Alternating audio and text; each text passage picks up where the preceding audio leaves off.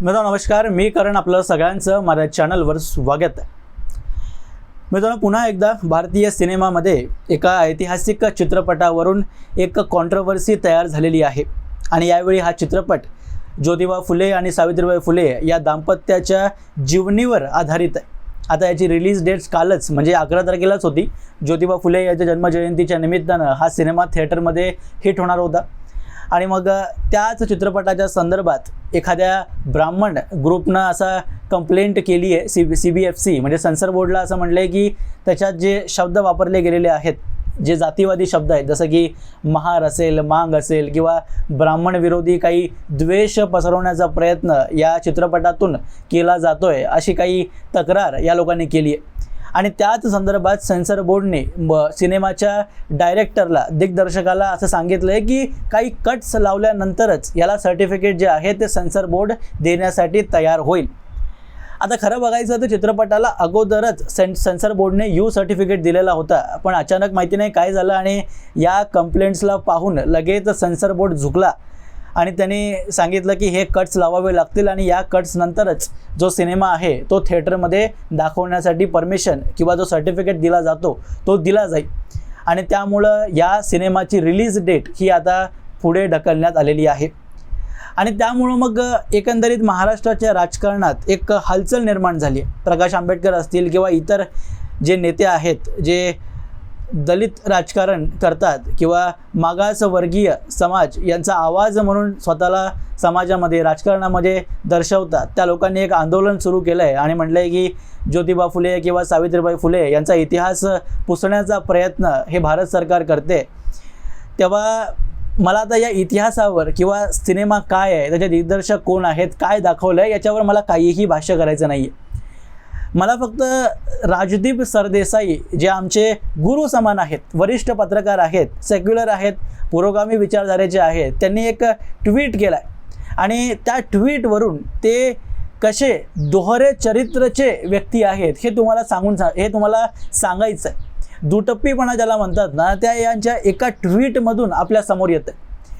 राजदीप सरदेसाईंनी आपल्या X हँडलवरून tweet केलं की ज्योतिबा फुले यांच्या जयंतीनिमित्त राजकीय नेते पक्षीय मर्यादा ओलांडून त्यांना श्रद्धांजली वाहताना पाहून अगदी आनंद झाला आहे, त्यांना फार आनंद झाला आहे। तरीही ब्राह्मण गटाने आक्षेप घेतल्यानंतर सेन्सर बोर्डने त्यांच्या जीवनीवरील चित्रपटात कट करू इच्छित आहे, म्हणजे कट करण्यासाठी सांगितलं आहे आणि त्याच्यानंतरच त्यांना सर्टिफिकेट इश्यू केला जाईल।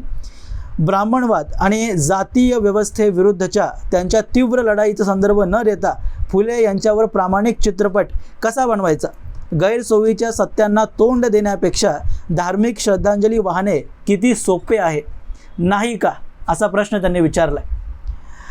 आता राजदीप सरदेसाई यांच्या मताने मी अगदी सहमत आहे आणि पूर्णपणे माझा तरी त्यांना पूर्ण समर्थन आहे, कारण त्यांनी जे मत प्रदर्शन केलं आहे की ऐतिहासिक संदर्भ न देता कुठलाही चित्रपट बनवणं हे शक्य नाही आहे, हे अगदी बरोबर आहे। ते कुठल्याही ऐतिहासिक व्यक्तीविषयी असो, त्याच्या जीवनात ज्या घटनांना त्यांनी सामोरं गेलं आहे, त्या घटनांना त्यांनी सहन केले, अत्याचार सहन केले आहेत, हे चित्रपटात दाखवल्याशिवाय आपण पूर्ण इतिहास लोकांसमोर ठेवू शकत नाही। आता फॉर एक्झाम्पल ज्योतिबा फुले आणि सावित्रीबाई फुले यांच्या जीवनीवर जर एखाद्याला चित्रपट बनवायचं आहे तर ब्राह्मणवाद याच्या विरोधात त्यांनी लढा दिलेला होता। मुलींचं शिक्षण सुरू करण्याची जी त्यांची एक इच्छाशक्ती होती, त्याच्यासाठी केलेले अथात परिश्रम, मग ते करत असताना त्यांच्यावर झालेले अत्याचार हे दाखवावे लागणारच ना, त्याच्याशिवाय त्यांच्या जीवनीवर चित्रपट बनवणं हे अशक्य। किंवा मग जर दाखवायचं नसेल तर भाई तुम्ही चित्रपट बनवूच नका, आणि हेच राजदीप सरदेसाईंनी सुद्धा आपल्या ट्विटमध्ये सांगितलं। पण मला त्यांना एक रिव्हर्स क्वेश्चन विचारायचा आहे की तुम्ही जर या चित्रपटाविषयी म्हणताय की ऐतिहासिक संदर्भ न देता चित्रपट हे बनवता येणार नाही किंवा प्रत्येक व्यक्तीला इतिहास सांगण्याची स्वतंत्रता आहे आणि ती स्वतंत्रता प्रत्येक दिग्दर्शकाला दिली पाहिजे, मग हेच मत तुमच्या छावा चित्रपटाविषयी का नव्हतं? कारण हेच राजदीप सरदेसाई होते जे वारंवार आपल्या ट्विटर हँडलवरून किंवा जिथे मत प्रदर्शन करायला भेटेल तिथे बोलत होते की छावा चित्रपटासारखे चित्रपट जे एक अँटी इस्लामिक सेंटिमेंट सोसायटीमध्ये पसरवत आहेत आणि मुसलमानांविरोधी जे एक हिंसा पसरवण्यासाठी प्रोत्साहित करतायत आणि अशा चित्रपटांच्या रिलीजवर सेन्सर बोर्डने किंवा भारतीय सरकारने रोक लावली पाहिजे, असेच मतप्रदर्शन हे राजदीप सरदेसाई आणि त्यांच्यासारख्या पुरोगामी विचारधारेच्या अनेक विचारवंतांनी, जे स्वतःला विचारवंत मानतात, त्यांनी प्रदर्शित केलेलं होतं. मग तेव्हा ह्यांचं स्वतंत्रता, अभिव्यक्तीची स्वतंत्रता असे मोठे मोठे शब्द हे गायब कुठे होतात? कारण छत्रपती संभाजी महाराज यांच्या जीवनीवर जर आपल्याला एक चित्रपट बनवायचा आहे, तर औरंगजेबाने जे एक अत्याचार करून अमानुषपणे त्यांना जे मारलं आणि हाल करून 40 दिवस त्यांच्यावर जे अत्याचार केले, ते न दाखवता छत्रपती संभाजी महाराजांच्या जीवनीवर चित्रपट कसा बनवायचा, हा साधा सरळ माझा प्रश्न आहे. आता त्या छावा चित्रपटामध्ये सुद्धा पूर्णपणे सत्य नाही आहे. जेवढं दाखवण्याची लिमिट असते चित्रपटामध्ये, आपण जितकं दाखवू शकतो त्याच्यापेक्षा खूप कमी छावा चित्रपटामध्ये दाखवलं गेलेलं होतं. हाच चित्रपट जर हॉलिवूड इंडस्ट्रीमध्ये बनवला गेला असता, तर अजून जास्त क्रुअलिटी, अत्याचार जो झाला संभाजी महाराजांवर, तो दाखवला गेला असता. पण भारतातली लोक इतकी इमोशनल आहेत, भावनिक आहेत, की थोडंसं काही दाखवलं की यांना लगेच भावना उफाळतात. जर आमच्या महाराजांना असं केलं, आमच्या महाराजांना तसं केलं, एखादा शब्द उच्चारण नाही केला म्हणून लगेच काहीतरी एक भावना उफाळल्या जातात.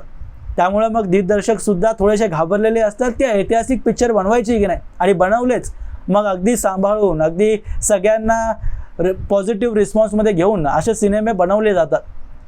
पण असे इतिहास जेव्हा लोकांसमोर ठेवलं जातं, तर तशा चित्रपटांमध्ये सुद्धा राजदीप सरदेसाईंसारख्या पत्रकारांना असं वाटतं की असे चित्रपट बनवलेच जाऊ नये.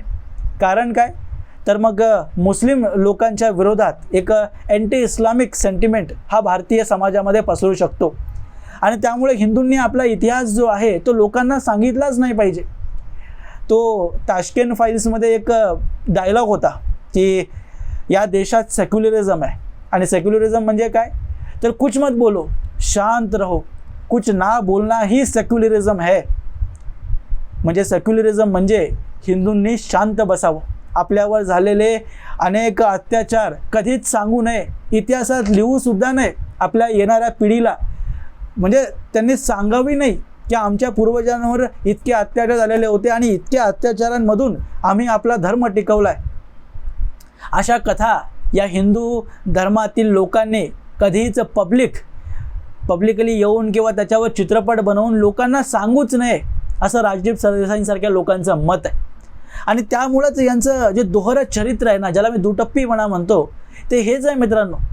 आणि त्यामुळेच मला राजदीप सरदेसाई यांना म्हणायचं आहे की तुमच्याविषयी माझ्या मनात किंवा आमच्यासारख्या जे युवा पत्रकार आहेत ना, ज्यांनी आत्ताच ग्रॅज्युएशन म्हणजे कंप्लीट करतायत किंवा आमचं अजून ग्रॅज्युएशन बाकी आहे, तर अशा संदर्भात आमच्या कॉलेजेसमध्ये तुमचं एक जे चरित्र आहे किंवा तुमची जी छवी आहे ना, ती फार मोठी आहे.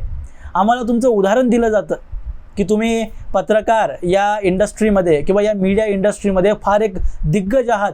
तुमचा आदर्श अनेक युवा पत्रकारे घेतात, आणि जेव्हा तुमच्यासारखे काम केलेली लोक असा दुटप्पीपणा दाखवतात, तेव्हा खरंच दुर्दैव वाटतं की आपली जी मीडिया इंडस्ट्री आहे ती कुठे चालली आहे. एक पत्रकार म्हणून तुम्ही जर काँग्रेसशी किंवा एखाद्या विचारधारेशी तुम्हाला जोडायचं असेल, तर भाई तुम्ही चॅनल सोडा आणि एखादा यूट्यूब चॅनल सुरू करा आमच्यासारखं, आणि आपली विचारधारा जी असेल ती मांडा.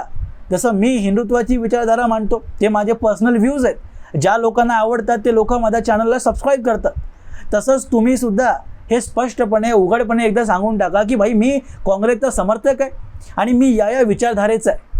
आणि मग लोकांना हे सांगण्याचा प्रयत्न करू नका की मी न्यूट्रल आहे, मी कोणत्याही पक्षाचा समर्थक नाही आहे. कारण तुम्ही जे वक्तव्य देता त्याच्यावरून स्पष्टपणे कळतं की तुम्ही फक्त फेक सेक्युलरिझमला प्रोत्साहित करता. तुम्हाला फक्त हिंदू विरोधी सेक्युलरिझम ज्याला म्हणतात तेच आवडतं. हिंदूंना एखाद्या गोष्टीवर टीका करायची आहे की लगेच राजदीप सरदेसाई लगेच छाती आपटून पुढे असतात, आणि जेव्हा मुसलमानांनी काही दंगली वगैरे केली आहे की त्यांच्या विरोधात बोलायला राजदीप सरदेसाई मागे सोडा त्या रांगेत सुद्धा नसतात. त्यामुळे मला म्हणायचं आहे की अभिव्यक्तीची स्वतंत्रता ही प्रत्येक व्यक्तीला आहे. कुणाल कामरा जे कविता तो जे बोलला, ती कविता बोलण्याची त्याला सुद्धा परवानगी आहे, पूर्ण स्वतंत्रता आहे. तसंच नुपूर शर्माला सुद्धा जे वक्तव्य तिने केलं ते करण्याचा सुद्धा तिला पूर्ण हक्क आहे, स्वतंत्रता आहे.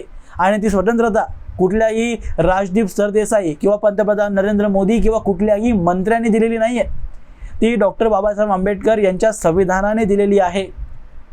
आणि त्यामुळं जेव्हा असे पत्रकार असा दुटप्पीपणा करतात तेव्हा आमची मीडिया इंडस्ट्री, जो पत्रकार धर्म आहे ना, तो कुठे चाललाय असा प्रश्न माझ्या मनात येतो.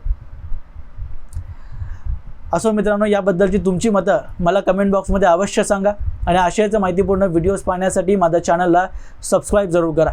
भेटूया पुढच्या व्हिडिओमध्ये. तोपर्यंत जय हिंद, जय महाराष्ट्र.